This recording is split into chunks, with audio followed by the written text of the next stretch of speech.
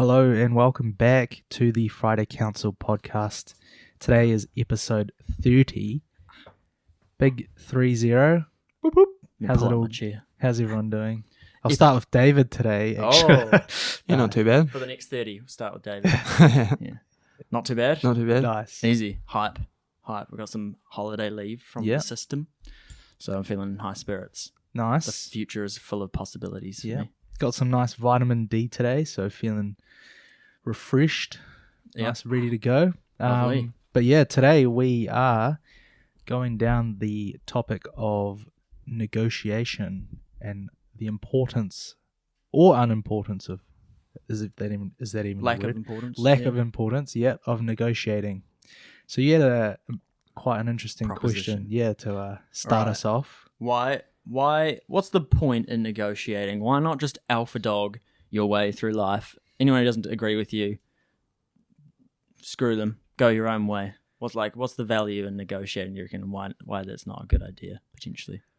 To just I mean, okay, so I think you can if you really want to, you could go down that line of just being an alpha your whole life and go get what you want, whatever. But at the same time, I think that limits you to opportunities because most people will probably over time realize, oh, that's the guy who just isn't up for negotiating, or he's set in his ways, he only wants what he wants. So that could limit you to certain opportunities in the future. It's a good point. But also kudos to those people who know and they're after what they want. But it's I feel like life in general, because we talked about the importance of relationships with other people, and to have a relationship with someone else, it takes at least two people. So I mean, you've got to have leeway because humans we somewhat operate the same, well, for the most part, but people have different things they enjoy and what they like. But when if you're trying, let's say in the instance of an intimate relationship or a partner or a wife, whatever, to move forward, you obviously have the same goals in mind. You need to be able to negotiate or have compromise because sometimes it's different values or just different ways of doing things. I think that was quite a big answer to it. Now the opportunity, if you went your own way, you're going to miss out on potential opportunities, which is real important. I think it's inarguable that negotiating it is in our DNA, in the sense that the reason we're credited to be so successful as a species is that we work together and different strengths come together, and that's going to have taken negotiating over millions of years. Much like our sex drive, you're not just going to be able to ignore that. It's just it's there no matter what. So I feel like not quite a desire, but just necessity to interact with other people, which is going to inevitably end up with negotiation, I think.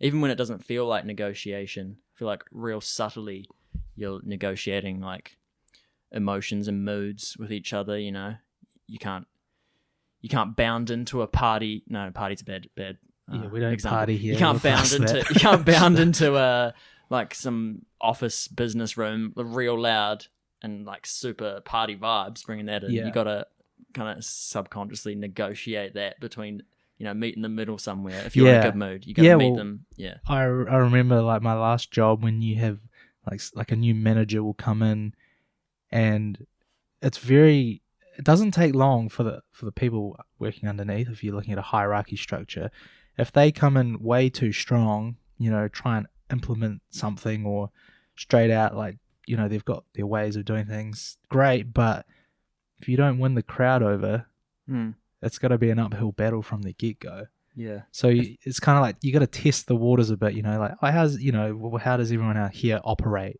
How are things done? Because you might have amazing ideas and that's great, but if you need people and help to do it, you can't. I think I've got a really good example that I can throw in that. All right. Maybe, I don't know, metaphor, analogy. Dragon Ball Z. So okay. Yeah, I know it sounds stupid, but lay it on us. But it's actually a really great point. And the more I go back and watch old clips of Dragon Ball Z, the more I, as an adult, I actually realize that it's a very like an adult show. Like it's very relatable as an adult. Anyway, so you got Goku and Vegeta. I assume you both know those characters. I know them. I never watched Dragon Ball Z, Okay. but obviously I know them. So Vegeta's like super selfish. Probably the definition of him would be like an anti-hero. Mm-hmm. So he's not like a bad guy, but he's very self-centered, my way or the highway sort of guy. And then Goku is like the family man or whatever. He's The hero. the hero. He's the hero, the classic hero. Yeah. So he does it for people. And then it comes to a point where Vegeta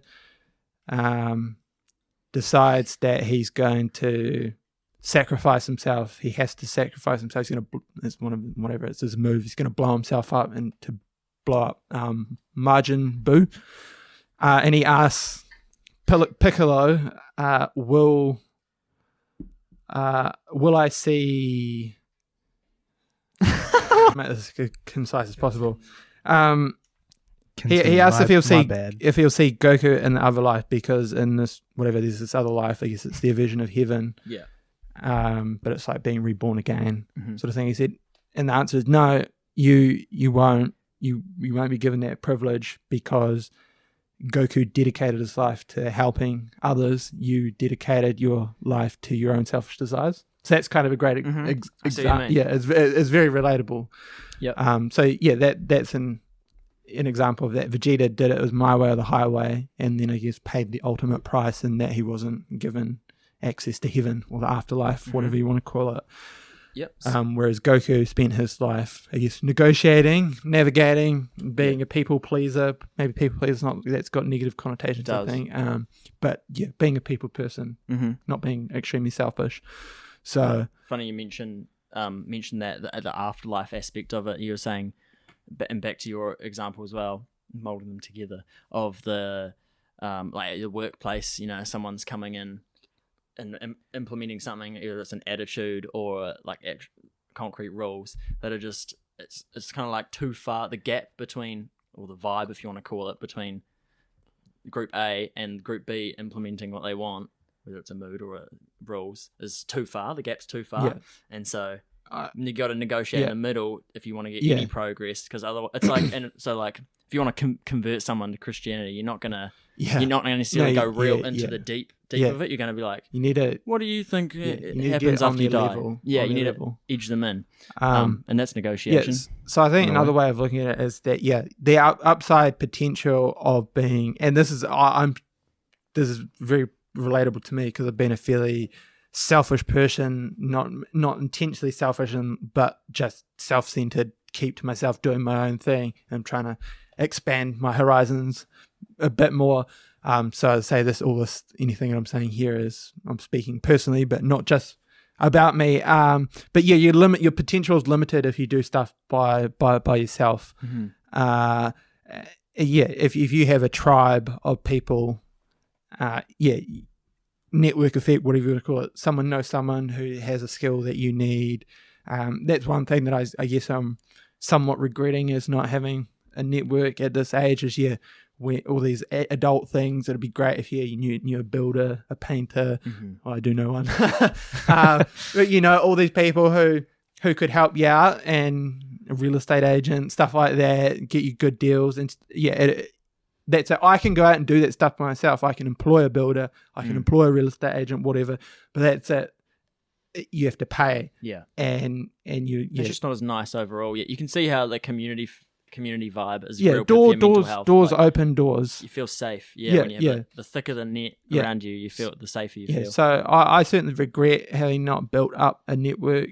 I think obviously the prime time to do it was at high school or college, university if you went there. But yeah, I didn't. That's all good. It's not impossible. It's not impossible to build a network at this age. It's just just have to learn how to do it. And get uncomfortable with like asking stupid questions. But hey, by the way, I know that you're a builder. I want to build a house. Yeah, Just, yeah. putting yourself out there. Yeah. That's a good point. Putting yourself out there, leading to negotiations, because otherwise, on the alternate side of being an alpha dog and just anyone who doesn't agree with you, ditch them, is that you're kind of like a doormat where you're not and that's not negotiating good at either. all. Yeah. And that will also obviously lead to missed opportunities for you. Yeah, like you're my more mum. likely to get taken. Well, we all know people, I'm sure. My mum. Right. So Yeah. she's like a yes man woman. Yep. Terrible.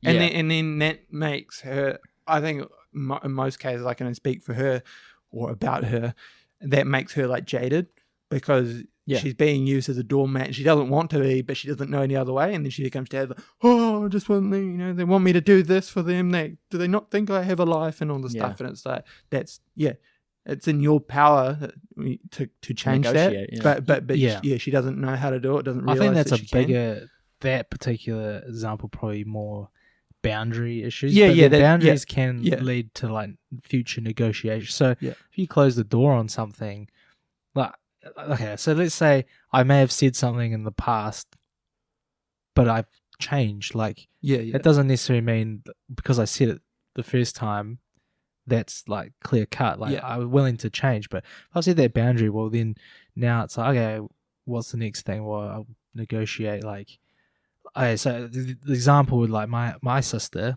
used to kind of like expect me to help with something.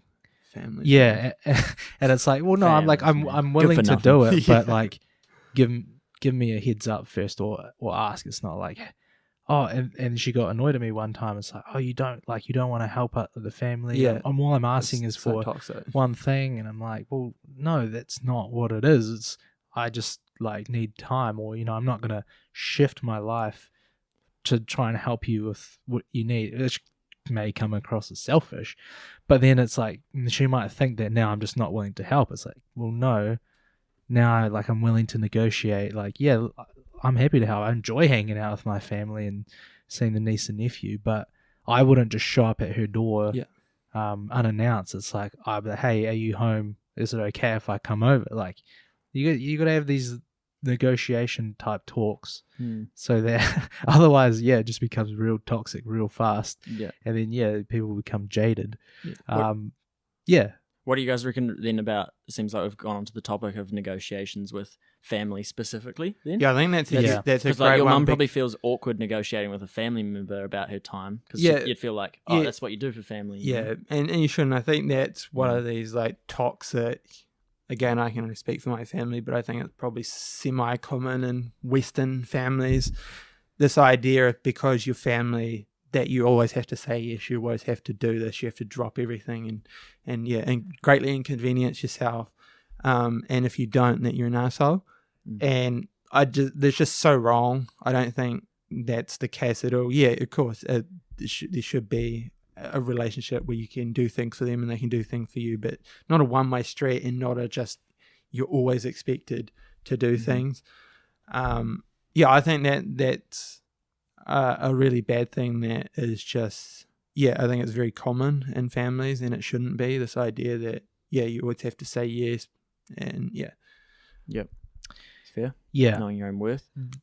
I mean, I don't know if to say there's different levels of negotiation, because your family's different. Then you'll have relationships with friends. Like if you need help or whatever, then you could look at jobs. Like if you're trying to negotiate a pay rise. Yeah, that's something you want to talk about. And then for me, like one thing I had to experience semi-recently was negotiating on a house, which is quite big, but at the same time, you do it wrong, you can definitely price yourself out or screw it up and lose out on an opportunity. So, I guess in terms of the family thing we're talking about, I think I agree with David where it's like in Western culture, it's just expected of you, but I don't think that's right. And I can give a good example of where it's more boundaries than negotiating, but it's a form of negotiation. Is like one of the things that my parents expect me to do for them, and this is fine, it's a reasonable expectation, is when pick them up and take them to the airport when they're going away. And that's not like that's fine. It's just if it's at a time that doesn't suit me, like 7 a.m, I will say no. And that's I think like probably 10 years ago, I would have said yes because I felt guilty, like, oh, I have to do this. Whereas now I said, no, you know that I don't get up until like 10 or 11 in the morning. That just, it'll ruin my day. I can pick you up at midnight. That's fine. Yeah, anytime from, whatever, late morning to the late night is fine. And they accept that, and that's fine. Yeah, that's a reasonable. As a possible disclaimer for anyone listening, your job does often necessitate you to stay up real late hours. Doesn't it? No, it doesn't. I was trying to bail you out, man. No, it doesn't necessitate. It's just that I have the freedom to do that, and that's my natural circadian rhythm. Yeah. I'm a night owl, and that's very common for people with ADHD. And I think that can be frowned upon. People say, "Oh, you're so lazy. You get up at 10 or 11 in the morning." Well, it's like, well, you come out and we'll stay up till 3 a.m. and we'll see how you go. I'll say the same thing to you when you can't stay up till 3 a.m. You're up for the same total hours. Exactly. Yeah. It's not like I'm sleeping 12 hours. Yeah. It's just that my hours are different, and I appreciate that I'm fortunate that I can live that. But yeah, it's stuff like that. Whereas if it's going to greatly inconvenience me, which getting up, that'd throw my whole day off, because if you get up, I can't then get back to sleep and stuff like that. My day would be a write-off. So they respect that. Yeah, that's fair. So stuff like that where I'm happy to do it as long as it doesn't greatly inconvenience me, and they don't resent me for saying that. They just know, like they had a flight like 8 or 9 or something, but they were going out to the airport at 8 like a couple of weeks ago, and they didn't even bother coming to me for that. I picked them up at 2 p.m. on the way back. So stuff like that. Be willing to do stuff as long as it does. You don't have to completely change your schedule to do it, sort of thing. What do you guys reckon about negotiating non-negotiables? You know, usually in reference to, like, if you're dating or with a partner, like kids or not, it's like a non-negotiable. Usually, like, that's one where a lot of people will just go their own way. You know, if someone's like, I'd never want children, and you're like, I definitely want children, it's pretty hard to negotiate that. It's such a big deal. I think sometimes with types of jobs or hours of jobs, I'm not working weekends, blank, and so that's obviously consciously shutting you out from certain opportunities. If you say I'm not working weekends, you instantly close off like a lot of work. But what do you think about non-negotiables that people have personally? Should you negotiate them? It's a tough one. It really depends. I think with stuff like, I really hate it when people say, "Oh, I'll never have kids. I'll never do this," because you just don't know what the future might hold. Like, and I used to have a friend who was like, "I'll never get married." And I was like, "How do you know that now? We're in our 20s. You might meet a girl, and when you're 35, and things would completely change." That was me. When I was like, "Oh, I don't think I'll ever get married." And this is the thing. I don't think I'll get married, but I'm not saying I categorically won't get married. I don't think I will. But I'm well aware that something, my life could be drastically different 10 years from now. So I hate it when people say, "I never do this. I never do this." Keep an open mind. Say, I don't currently do this. I don't think I'll do this, but you never know. Things may change. So would you take that to its absolutist extreme, where you say, like, so someone would say, perhaps it's received more reasonably when someone says, "I never want kids." And I would say keep an open mind. Say, let's see. You could, because that's like a fundamental part of being human, right? I agree. So you don't have to have kids, and I hate that attitude, because there are people out there like, you have to have kids. I don't think you have to have kids, but it is like it's one of those things that most people have an inclination. It's part in their DNA. It is a drive to do that for most people. So if you're 20, whatever we are now, 28, 27, and you're sitting here and saying, "Oh, I'll never have kids," I think let's say let's reevaluate in 5 years. Things might be different. We might have won lotto. That's a really bad example. Our financial circumstances might be far better. We might have an investment property by then, and I'm now the head of the company, and things are completely different, and you've had a change of your outlook on life has changed. Don't say never. Let's say let's reevaluate when we're in a better or in a different circumstances. I was going to touch on that. I think if you have a non-negotiable, I think you should always re-evaluate or review, like, from time to time, because, like, the example I'd use, when we were looking for a house to buy, we were talking about, what we want, what's a non-negotiable in the house, and if like that's the case, we're gonna leave this one and find another one. And then the house that we're living in now, one of my non-negotiables, which I really wanted, was like a garage. And I was like, everything else about this house is like great. There's just no garage. And I was like, oh man, whatever. And then so it's like, well, you could have shut down at that stage. You could have been like, absolutely not. I could be like, no, let's move on. But then I guess lucky in that sense, there were 2 sheds out the back, albeit they're terrible and falling apart, but they're there. So it was like, okay, well, this is an important thing for us. Both of us are wanting to buy a house. One of us will have to compromise. So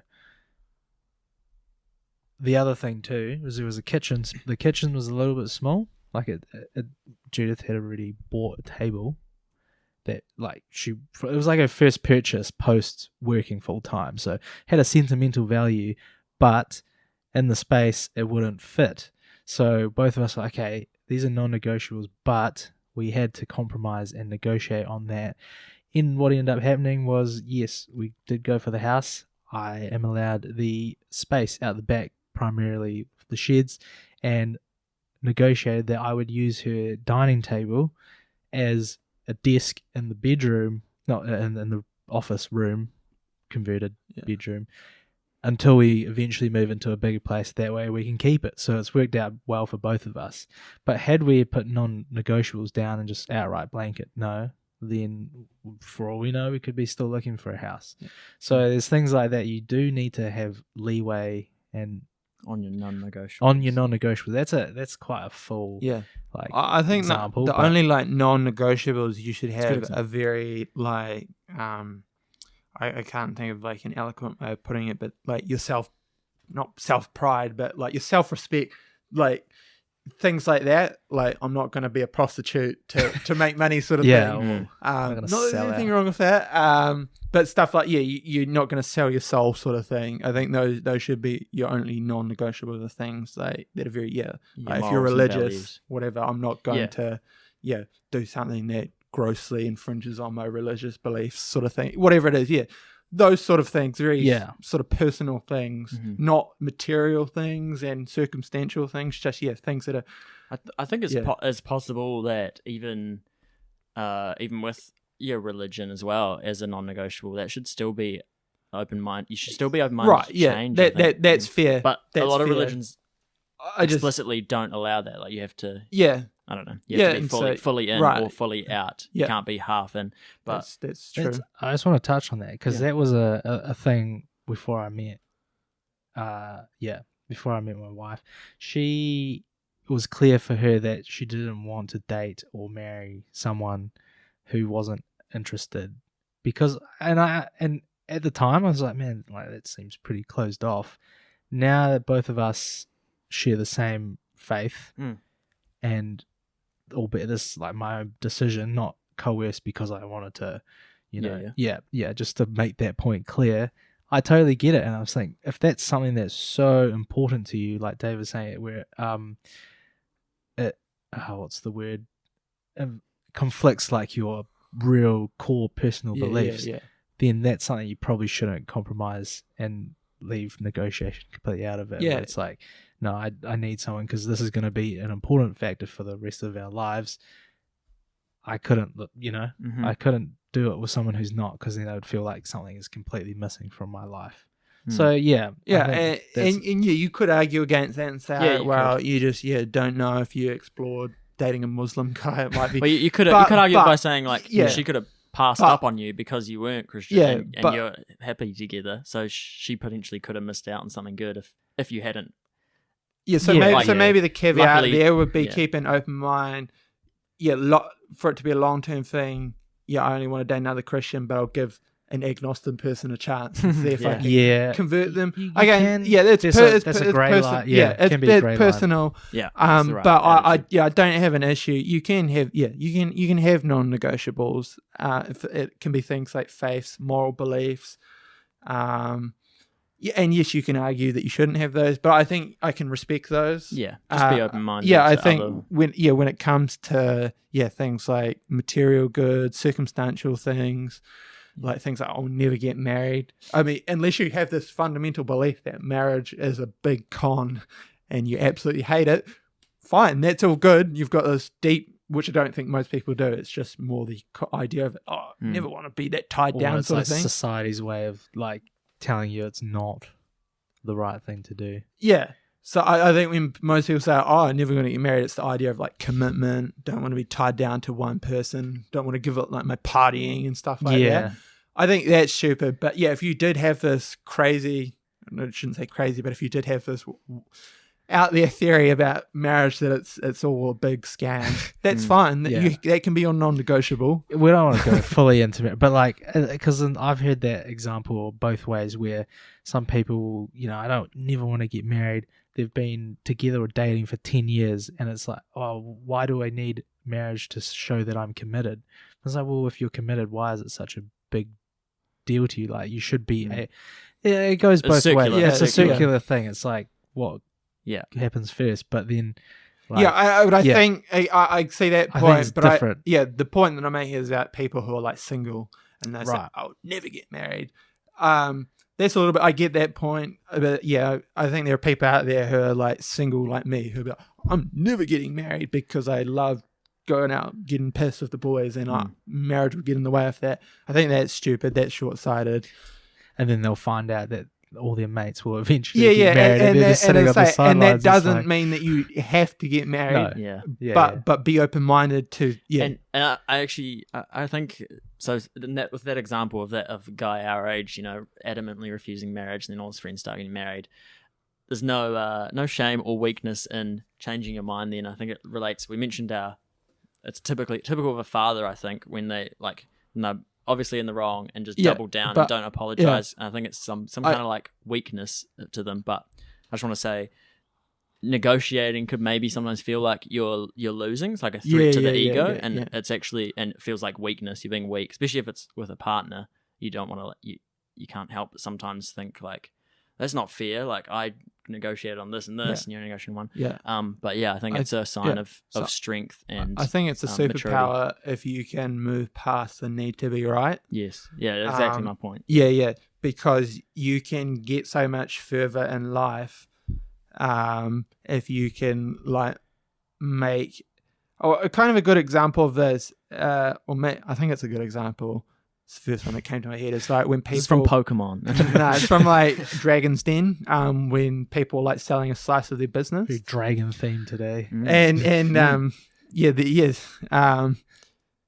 people, it's like, oh, it's my baby, my business. But it's like better to sell a slice or be careful with a slice if the investment's going to make it like a $1 million company or a multi-million-dollar company, as opposed to keeping a bigger slice of a smaller pie.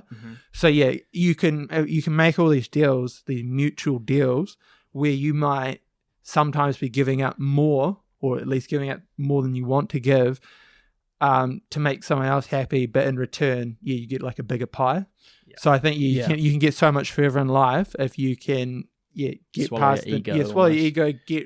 You don't need to be right. You can give things up, share things and stuff like that. It can compound. I think it's a good example. Well, I don't know because I have watched a fair amount of Dragon's Den / Shark Tank videos because it's just find interesting. And there'll be videos of people who it's their thing they built from the ground up. It's real important to them, and they're like trying to negotiate on like small percentages when in the long run it's like you're gonna get the expertise of one if not two. So a good example of this is like Amazon. We all know Amazon, the company. I've heard Jeff Bezos give this example. I don't know the exact figures off my head, but you know how it's created billions of dollars, hundreds of billions of dollars of wealth for shareholders. He only owned like a fraction of the company. He was like explaining that it's pretty much his point. He's like, like Amazon is this whatever multi-$100 billion company, and I only own a sliver of that. So all these other people own pieces of it, some of them massive pieces. So it's like I've created all this wealth, and that's the point. Is that he still is like the world's whatever. He's up there in top 5 wealthiest, even though he only owns a small pie of that, a small piece of the pie. So that's it, because he shared that wealth. It's like helped build Amazon to what it is, because he's used the investment money to expand, grow, and get expertise and all that sort of stuff. So that's a really good example. He could have been like selfish, like, I'm not selling like any of Amazon, this is my company, and it still would have been successful, but he would have been a millionaire instead of a multi-billionaire. Whereas he made it public, got that investment, used that money to grow it, expertise, all of that, and he owns a slither of it, but it's a massive pie. Yeah. So that's I think a really good example of Good attitude to have. Yeah, getting past that need to like own everything sort of thing. Yeah, it's better to own a small piece of a big pie than own the whole small pie in most cases. Yeah, I mean, 'cause that's more, I guess, work orientated. Yeah, so so this can be the same, obviously, with like social. Totally. Yeah. Because I think when it comes to work or your place of work, or so, if you're trying to negotiate pay rise, which, disclosure, I've never had to do that, but there's been other things. For example, at the moment we're doing a 4-day work week, so like originally boss wasn't super keen on it, right? So it's like, I get it from his perspective, we want to have people there 5 days a week,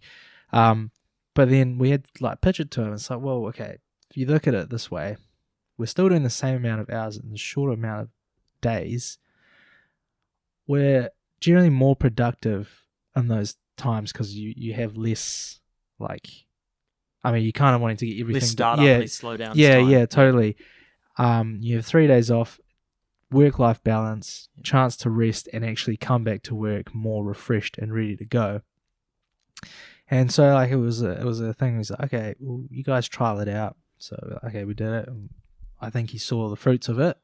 And then now it's like, yeah, it's great. So there was like a win-win for both of us, like the employer and the employee, because now, great, I've got 3 days off at the end of the week. Can just do so much. But then, yeah, like we actually, because in that case he was lenient to help us, there's no like spite or anything. Oh, he didn't want us to do that. Now we're happy to work like more hard, I guess, a lot more efficiently and so put the work in. It's a little, it ties in with work, but it's the idea. If you look at like slave economies, or go back in time when people, I mean, there probably are still slaves out there today, unfortunately, but when slavery is a big thing in like the British Empire or in Nazi Germany, for example, the output, the productivity is terrible. Slaves, and that's one of the big reasons that Britain got rid of slavery. It's not because they were like, wow, we're such kind people. It's because they realized that people are so much more productive if they give them a little bit of money to do work.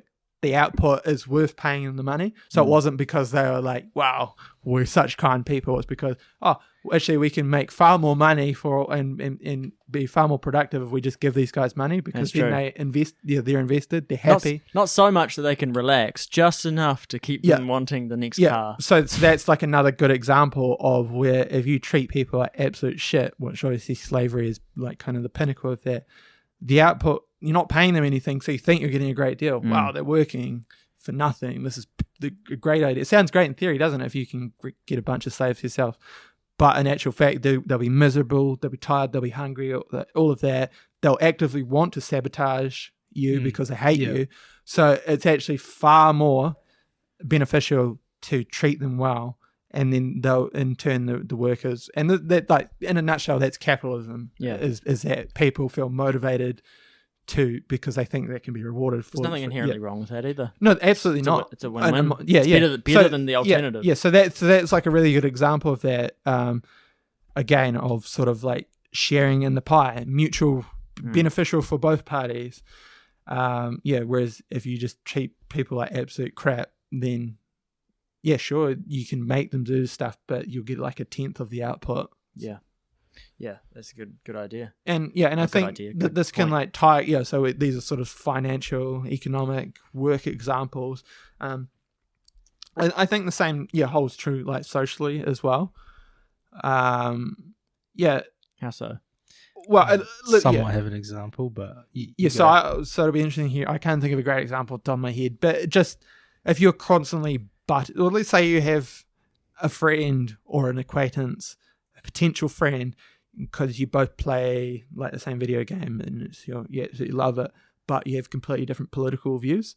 You could focus on the political differences and you could ruin that potential budding friendship, or you could say, okay, I see your upbringing and your circumstances are different to mine. I respect your opinion. It's different to mine, but we both love this video game. Let's focus on what we have in common. And then you can have a budding friendship, which is I think is the far better option in most cases. And you can get places and you find mutual interest. Is that, or you could be like, no, your views are wrong, and ruin that friendship. And then now you've got no one to play the video game with. Yep. So it's not the perfect example, but yeah, it'd be What's interesting. yours, I don't think mine's a perfect example either, but it's something that just came to mind. So, example, not negotiation in the sense that you're talking about it, but say if you're driving in traffic, a busy time, generally, like you want to be a more social driver because you start letting people in, and it kind of goes both ways. If you're trying to cross a busy intersection, there's like gap in traffic. So what they say, you're in a two lane each way, and you're trying to go onto the other one. If it's built up, what's the point of blocking the intersection? Because then you're technically creating more traffic build up from the other street, and then eventually, like, people are just going to be like, how do we actually get anywhere? It kind of goes both ways. Like, occasionally when you're driving, I will let people in, let them in. It's like a friendly thing to do. If you're trying to change lanes and you've got someone like cutting you, like, not allowing you space, it's like it's like we're just all trying to get to their like places. Yeah. And if you're just driving completely selfishly, which, I mean, that's majority of Christchurch drivers, throw us all under the bus here. No. But that's the example I was thinking of. It's like you got to have leeway to like allow people in, and eventually that hopefully it will come back to you where you're trying to like get somewhere and someone lets you, Yep. Yeah. That's my I think you could think of a million different examples. I was thinking of another sort of example. Again, probably not the perfect example, but at school or something, let's say, you have a disagreement with a teacher, or you could be like a complete asshole to them, be like, nah, rah, rah, rah. And then they're probably not going to sort of come to you and want to help you in the future, sort of thing.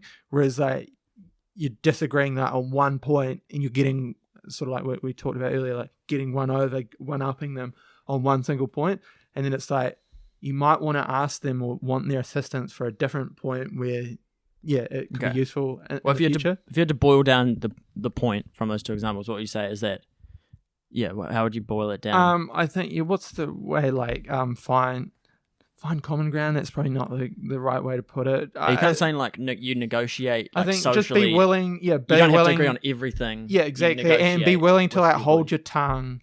Yeah. Rather than one-upping or getting run over on people, as much as the temptation to do that. And I put my hand up. I've done that plenty of times in my life.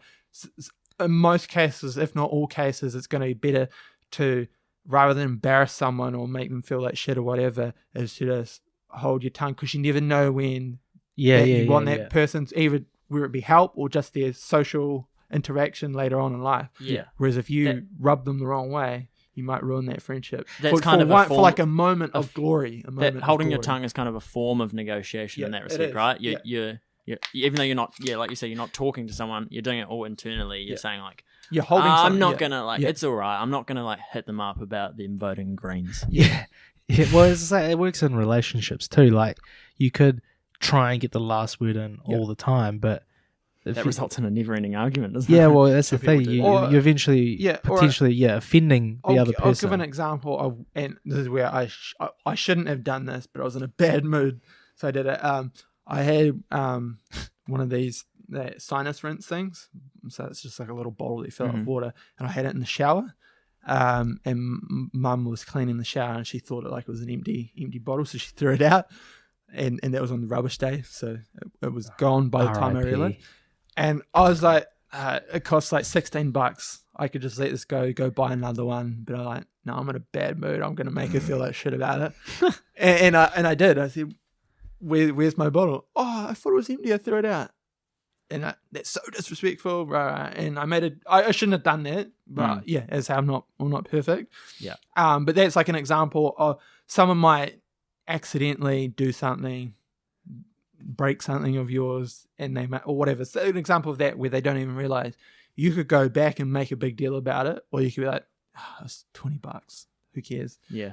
Rather than make them feel like shit about it, I'll just move on. Yeah. It's definitely a form of negotiation. It's harder to grasp because it's like abstract and mental and just in your own head. But you are kind of negotiating with that person, with what they've done. Yeah, and even you're negotiating with your ego almost. You're like, yeah. I can just like let my ego take over and just go rage mode. And, yeah. And it's so tempting to do that. Yeah. And it's so easy as humans to really like because get annoyed by momentarily things. you feel better because it's like you it's like cathartic. Yeah, it's cathartic. Got rid of, but then after it's like, oh, I didn't gain anything from that. And if anything, I ruin. Yeah, in the case of my mum, it's not going to ruin my relationship with my mum. But if it was a friend, they might be like, oh fuck this guy, like he's such a dick, and I can't be bothered with him anymore. So it's just not worth it. Yeah. I had similar thing. Like, I mean, in hindsight, that's so stupid. But I got annoyed at my wife. So middle of the night, this is the thing. You're having a dog now. It's negotiating who's going to, take the dog out to pee. Anyway, point being, he needed to pee in the middle of the night. I was gonna do it. It was raining outside, and I had socks on. And so I went to pick him up, take him outside, thinking my shoes were where I'd left them by the door. Yeah. She had borrowed my shoes and put them somewhere else. And I was like, oh no, like where are my shoes? And by that point, our puppy had peed in the hallway because he was desperate to go. And I was like, got really annoyed. I was like, oh, why did you move my shoe? Like, she's like, oh, I'm sorry. Like, I didn't mean to. Absolutely, she didn't mean to, but I like just couldn't control my tongue in that point. And in hindsight, I probably should have just taken my socks off and gone barefoot, or even just wet socks. Like, who cares?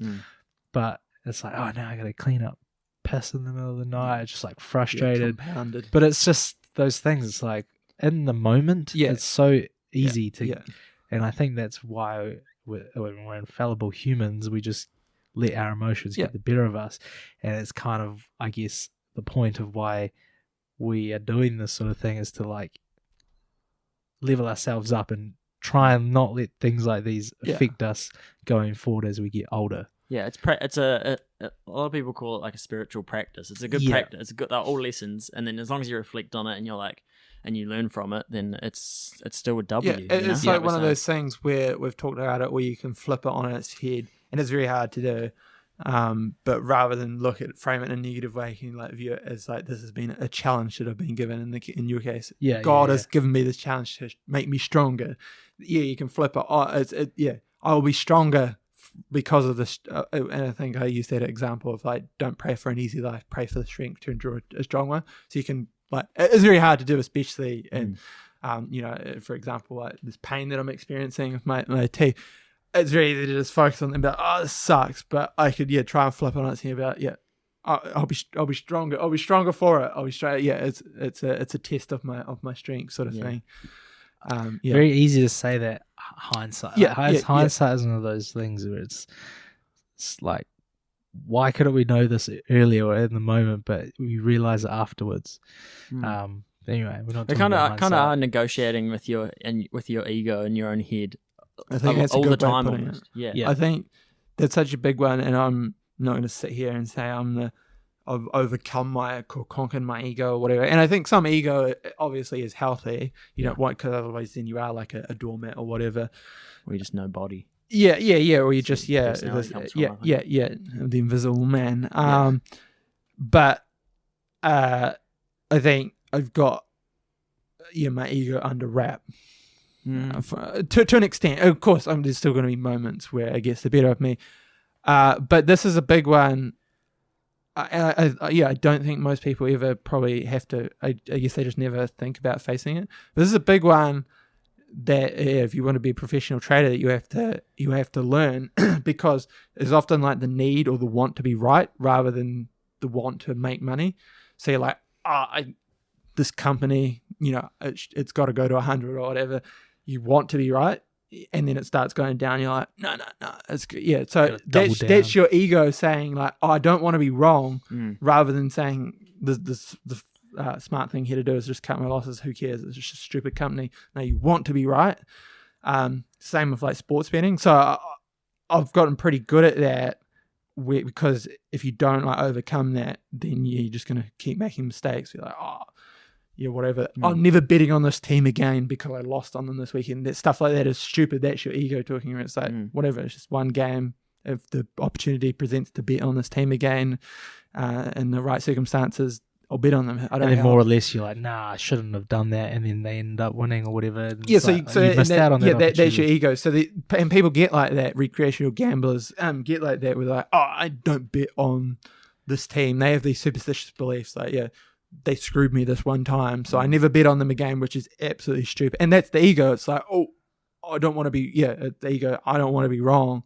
So there's probably many. Maybe better examples where you could use that, but if you can let go of the need to be right, that's epic. You can get much further in life. I just want to make the point, kind of a different topic, but seems that knowing exactly what you want and your own morals is like primary to being able to negotiate. And I was thinking, with the example you mentioned a while ago, if it was a workplace negotiating a wage or whatever, you have to really know how much you think you're worth. You don't just want to negotiate for negotiation's sake, because you're going to end up with some meaningless number that's maybe not as high as you wanted.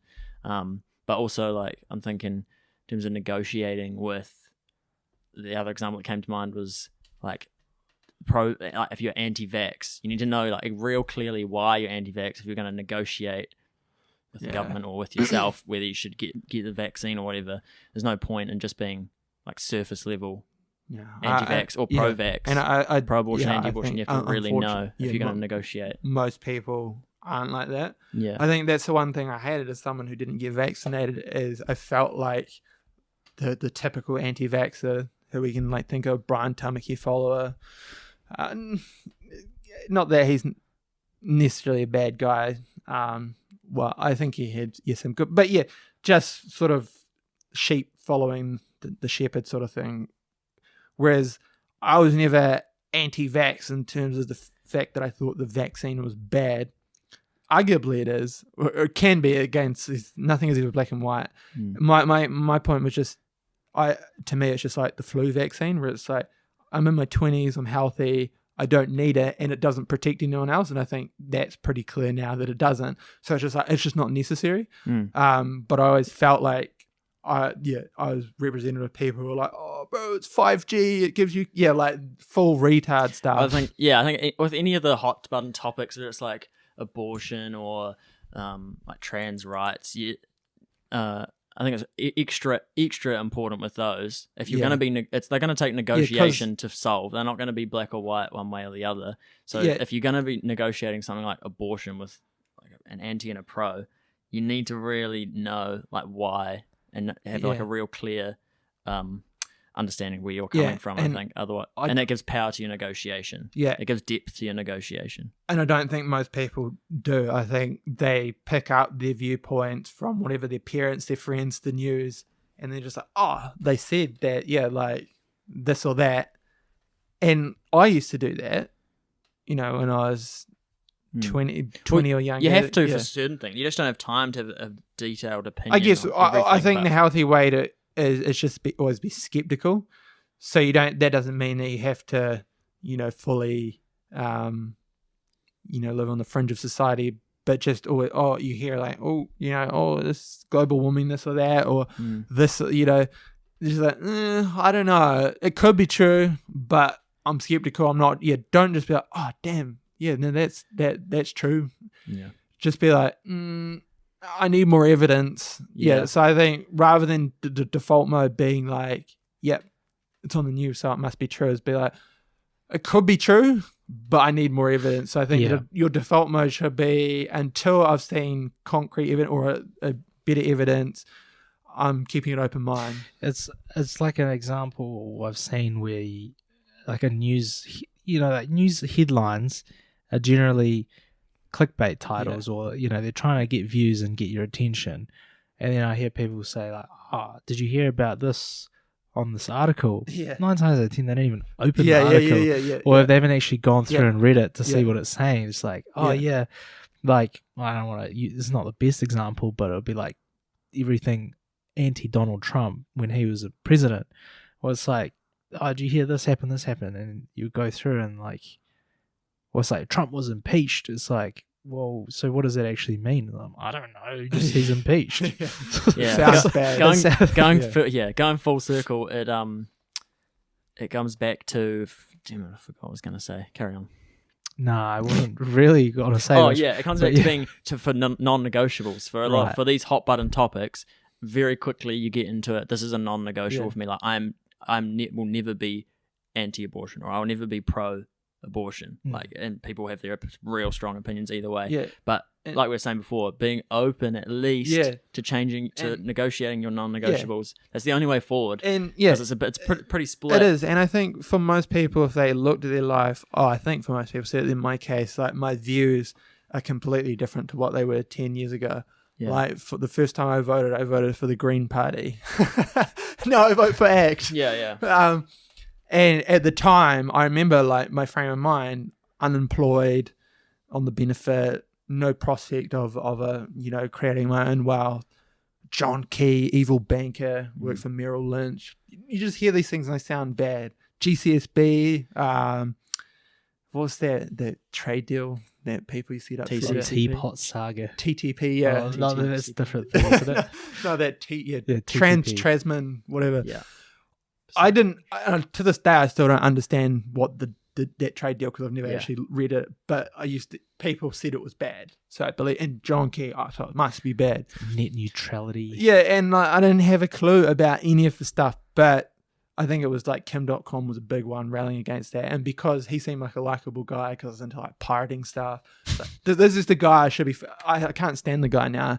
He posts absolute crap on Twitter, but at the time, he seemed like a great role model. It's like, this guy's the man, made all this money on the internet, loves pirating. Yeah, I was like, this is a reliable guy. But in actual fact, I see now he's got his own agenda. Issues. Yeah, and own issues. But yeah. So, that's an example. My views are completely flipped.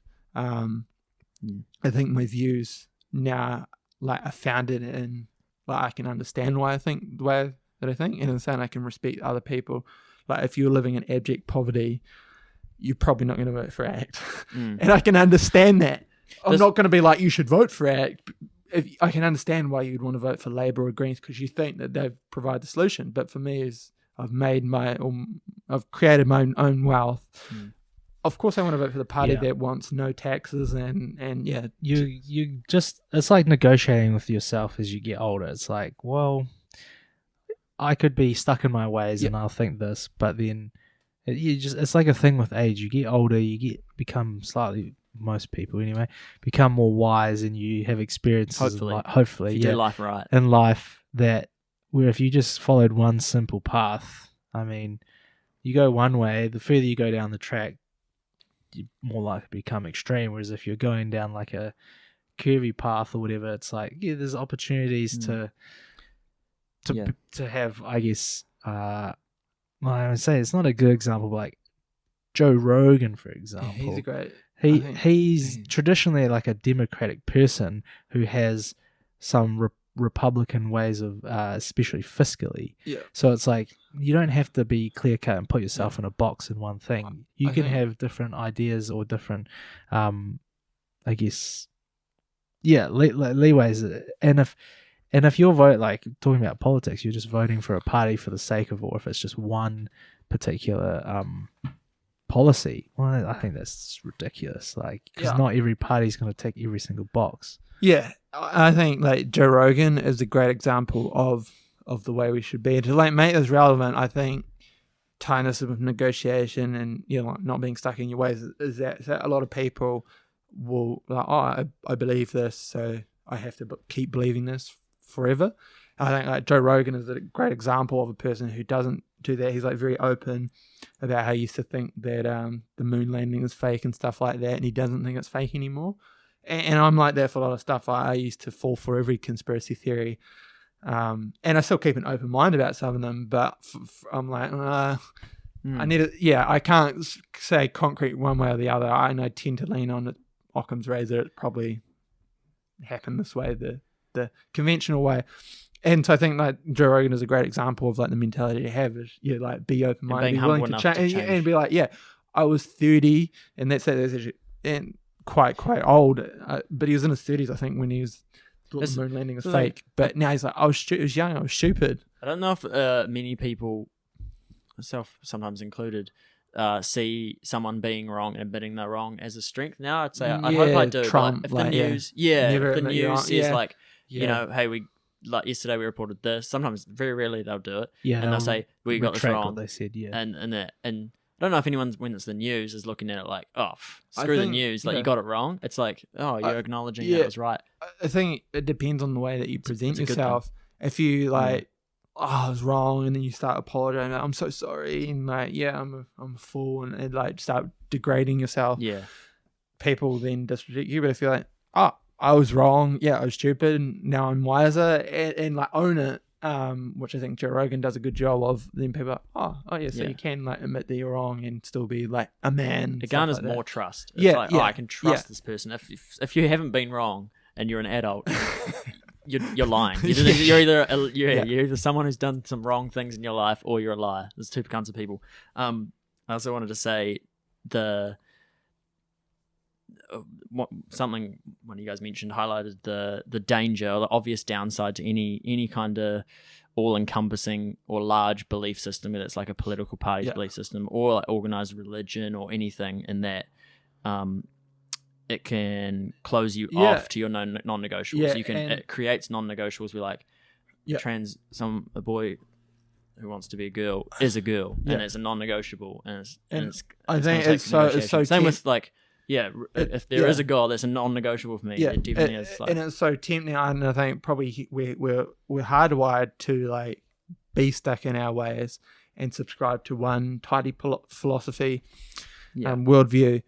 What makes things easy? Like you said, you're a skeptic for most things. It just like subscribing to a worldview makes things way easier. Just filter it through that. Exactly. Is that good in this one? Yep, tick. But I can do it. No, that's it. Life is so grey-scale, messy. Yeah. And we like clear, concise answers. So that's why people are so drawn to Trump. He's never wrong.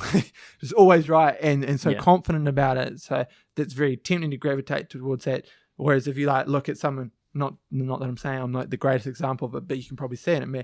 I'm very like, geez, my voice keeps cracking. Very like self-doubt. So I don't portray an aura of confidence, because we've come like it's the trade-off. So like I have wisdom and stuff, I guess you'd say. Again, I'm not claiming to be the wisest person, but open-mindedness can come with like self-doubt, because it's a really good example of this is like the more you know, the less you know, or something like that. The more you realize you don't know. Yeah, exactly. Yeah. So, and that's so true. Yeah. So that's a great way of putting it. You can kind of be stupid and portray confidence. Yeah, I know what you mean.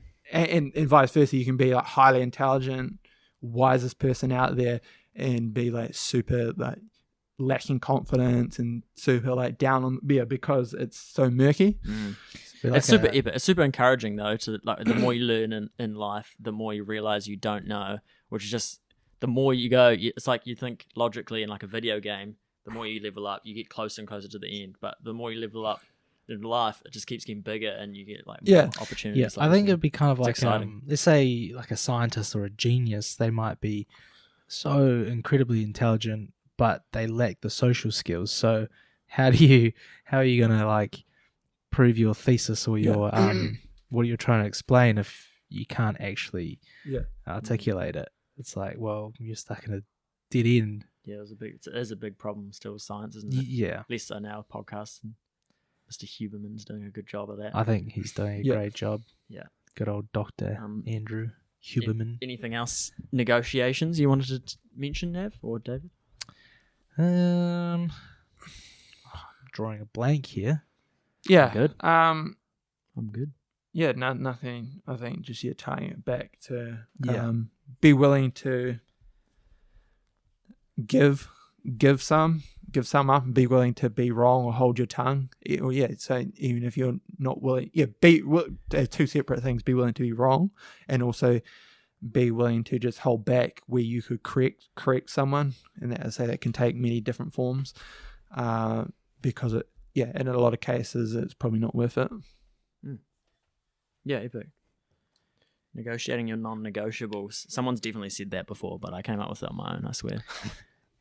Yeah, I think the importance it starts with open discussion.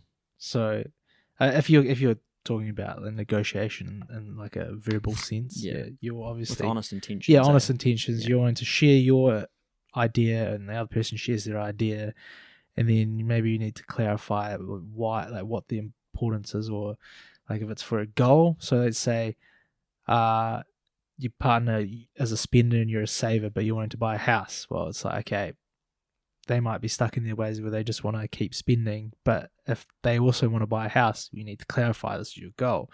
So that's where you negotiate, like, okay, for this period of time, we're going to save X amount of dollars, and then to celebrate that, we can go out for dinner once a month, or things like that. And then you come to an agreement. And once you've agreed that, then you action, it's like implementing the plan to do that sort of thing. It's quite detailed. That's good. Is that like a therapist? That sounds very therapy. I don't know. That's great. No, I just Googled I think steps to negotiation. Yeah. But also being clear. Yeah. And then communication. Clear communication is the next step, and then remain open in case things change. Yeah. Yeah. I think, remaining open, I think, is a big one. And you'll have to push aside or somehow deal with your ego with that one, because your ego doesn't want you to be open a lot of the time. Yeah, because When someone says will often require admitting you're wrong, or not even admitting, but changing your worldview, which is in a form of being like, I was wrong. Yeah. I think the more, also as a kind of a side note, the more you identify with these political parties or your beliefs, with your ego identification, as they'd call it, the stronger your ego reaction is going to be when someone challenges it. When someone's like, "No, I'm anti-abortion, man," and you're like, if you identify that has real world consequences. I hate how black and white that conversation calm down, is. just talk about it. Just to briefly, like that's always portrayed as though it's all or nothing, when it's like abortion. It's kind of it's quite an intense example, because but one side believes babies are you literally never dying. hear any nuance in that argument. Whereas I'm not strictly anti-abortion, but I think it should be. Well, I forget the time because I haven't looked at it for us. Between 6 or 8 weeks, I can live with it if there's no heartbeat. I can also accept that you might not agree with that. For one way or the other, you think that's people not, listening, but it's like it's always like all or nothing. That argument, it's like where's the nuance in that conversation? It's like an abortion at 6 weeks is different to an abortion at 20 weeks. It's completely different. If anyone, I'd say if anyone listens to this gets real triggered by that, just learn. We all have our opinions, and just go outside. Coincidentally, mine kind of lines up. But I wish I could say I disagreed with you, just as a point. Just say like not freaking out. You saying that, but I agree. Yeah, well, that's the thing when you have. We won't go into it because we're nearing the end anyway. But when you have such complex topics like that, it's very important to remain open and have a willingness to communicate and talk, because it's chill, like man. we're all humans. Talk We have different ideas, and if we have the exact same ideas, it's boring. Like what's the point of life if you don't have diversity? I think the all or nothing diversity, the all or nothing approach that we've been slammed by with everything over the last decade or since the recent history, to be honest, mainstream media just slams us with all or nothing. And it's we're so over it. I don't know if it's just growing up or it's like vaccine again. It's either you're pro-vax or anti-vax. Yeah, so I just want to have a cool discussion about so much nuance in that conversation. Don't be a retard about it. Yeah, that's the thing. Like, whereas that's what I hated about is, say, not being vaccinated, and I felt like the only people who are like-minded are like these mongoloids Yeah. who are like Yeah. 5G, and it's like, well, they're equally as retarded as the people who are like triple booster, and Yeah, it's going to yeah. save everyone. I was like, geez, where are the people who can Silent majority, hopefully. Like I knew people who were like, Hopefully no, silent I'm not majority. allowing anyone who's not vaccinated into my house anymore. And then there'll be others that are like, oh well, if they want to get vaccinated, that's their choice. Yeah. Like, which I think is the right way of looking at it. It's like, It's just such a nuance. But then when you conversation. start adding that, there was that debate of, well, you've got to protect other people. that was a big lie. That's where That that was was a big like, lie. oh, that's Anyway, Yeah. It was Different a topic. very big lie. But There's a silent majority of reasonable people, I hope, still. But by the definition, I they're think- silent and we don't notice them. I think there or hear about maybe them. is It's like now the weeds on in that the particular garden. topic. Huh? On that the weeds in the garden, they're like, yeah. there's so many of them, but they're just silently. Yeah, right. Yeah. silently there. I hope. I think on that specific topic there might be now, but I think for a period of time there wasn't. I think a lot of rational people who got swept up in that mania. They need to listen to this podcast. Yeah, Chill out. Anyway, Negotiate that's it. a completely irrelevant, well, not irrelevant, but completely side Yep. track. I think we will wrap it up there Mhm. anyway, because kind of That's cool. running out of ideas. Well, I don't know if we've covered Natural. everything, Natural ending. but just a natural ending. It was fun. Enjoyed time with you guys again. yep. Yeah, Um, that so yeah, give or take. Yeah. Well, we'll wrap it up there. That is the end of episode 30 for the Friday Council podcast. Cool. Um, Another council. Feel counselled. yeah, Feel good. share us with your mates. It's We'd appreciate that. It's great. I suppose the podcast is a form of like real low key negotiation, and like I mentioned right at the start, Yep. how it's kind of subtle negotiations that you're doing with, Yeah. and just talking to people, just listening, openly listening to someone is almost negotiation. Yeah. That's a Just good way of putting it. Yeah. 'Cause, So that's probably you why have it to feels hold- good. yeah, hold when your we tongue. finish. Yeah, and we acknowledge we're Yeah. not experts in everything. We just want to Definitely talk about not. and I'm a fool. I like to think we just represent the silent majority, the middle class opinion yeah, that you don't hear on the news because it's all or nothing. We get the boring middle ground. we love. We that represent the middle ground. boring middle I ground. think you're too generous to the middle. The middle. Maybe. Yeah. Maybe. I think But by definition, they're silent. I think there is a large portion of rational people, but I don't know that there is The trend. It's deep trending worse. thinkers that as we are, or they're probably not thinking about their ego and stuff like that. Not spending the time to. Yeah, I think there's a silent majority of rational people who aren't like full on woke or whatever you want to use, but I think the portion of people who sit down and have deep conversations like Yeah. this is I think it's diminishing. it's a The trend- the silent trend's going the wrong way. minority. Okay. Yeah, you're probably right. Okay. Yeah, I think we're pretty rare. Oh, Not look at us. yeah, not like stroking our own egos. Nah, no, we're not. like I don't know, 1 in 50 people maybe are like Maybe. this. If you're listening and you know us and you like these kind of cringe conversations, Yeah, or I think we would love maybe to talk there to are you. there's certainly a portion of people who maybe aren't having these conversations yet who want to have these conversations. I kind of got that vibe from Lucas, who Yeah. we're going to have on next week, hopefully, if he's keen. yeah, man. We don't yeah. have to be experts in a field to say something that someone else is like, oh yeah, I never thought about it that Yeah. way. That's cool. Yeah. That's all we're trying to do. I think that's all I'm trying to do. Yeah, Alright. we That's just all. want to have conversations. Yeah, And we're like, we meaningful could conversations. close off and we enjoy just talking to ourselves, and having it our way. But like, no, we are willing to have people who have different ideas Yeah. and different topics or expertise, and healthy. just sit down and listen and have a general conversation. Yeah, it's epic. But It's epic we will swag wrap it up moment. there. Yeah, alright. Episode 30 in the bag. Peace. Based. Peace.